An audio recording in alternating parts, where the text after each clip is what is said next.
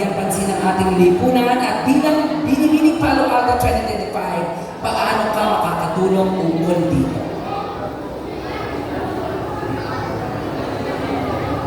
Okay, medyo dito matatas ang edad ng ating pong host.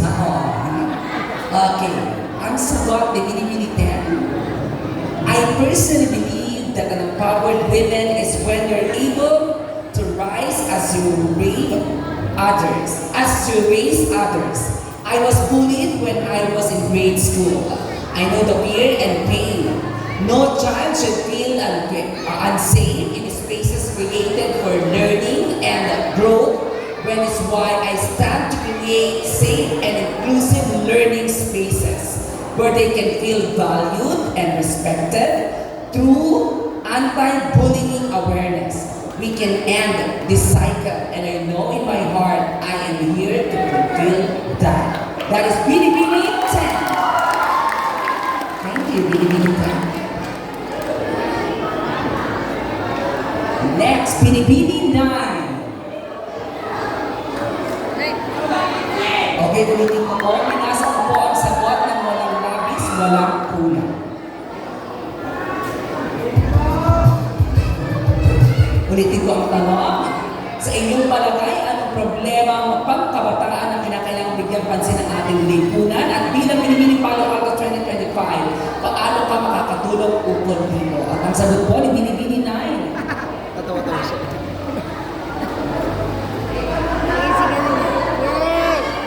Yay!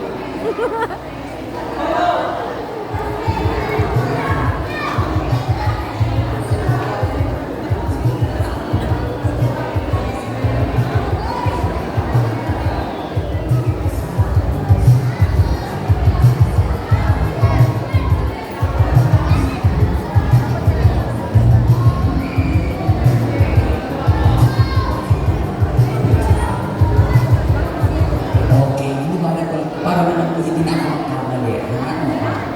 Okay, ang sagot ni Binibini 9. Dahil laging tutog ang mga kabataan sa paggamit ng mga gadget, dapat magsagawa o tutukan ng pisikal na gawain tulad na lamang ng baseball at volleyball para mabawasan ang paggagamit ang pag-gadget ng mga kabataan. Dahil bilang isang kabataan, naniniwala ako sa mga ganitong bagay at sigurado ako na babawasan ang pagsisisi nila. Yan po ang sagot ni Binibini 9. Next, Binibini 1. Hi, Binibini 1.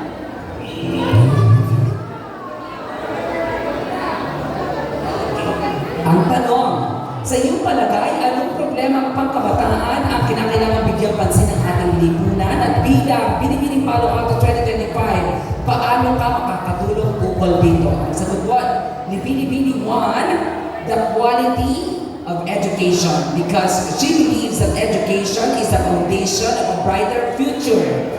I would focus to all children to have an access for proper learning and support from our society. And I believe education is the powerful solution for our country. That is our Binibini 1. Next, Binibini 2.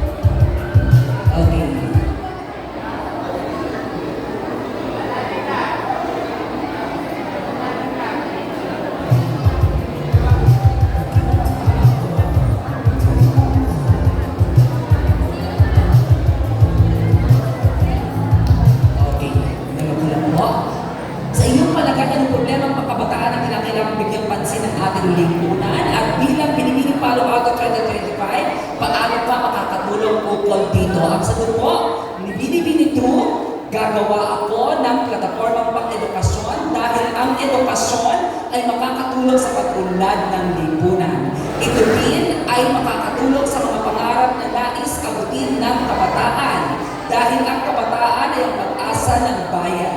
At ang plataformang ito ay edukasyon para sa kabataan ng Balo Alco. That is our Binibini number 2. Thank you, Binibini 2. Now let's have Binibini 13. Ito maganda sa amin. Lagi lang nakakita.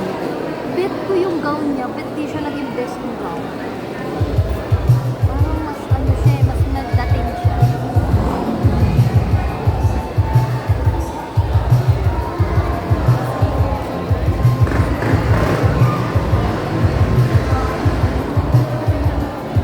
Hindi lang siya palagi pero maganda siya.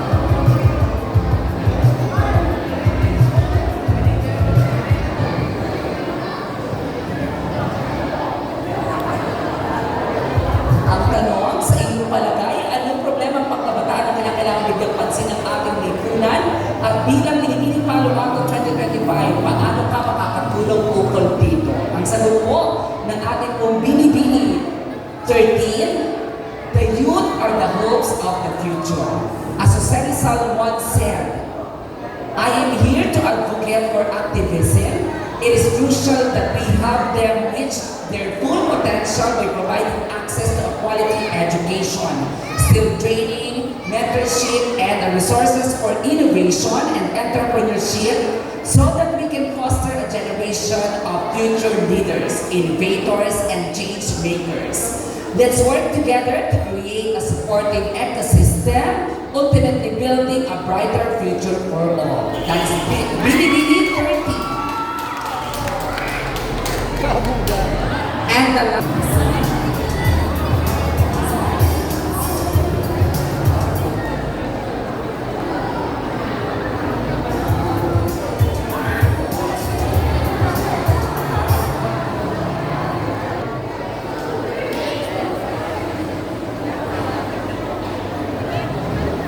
Okay.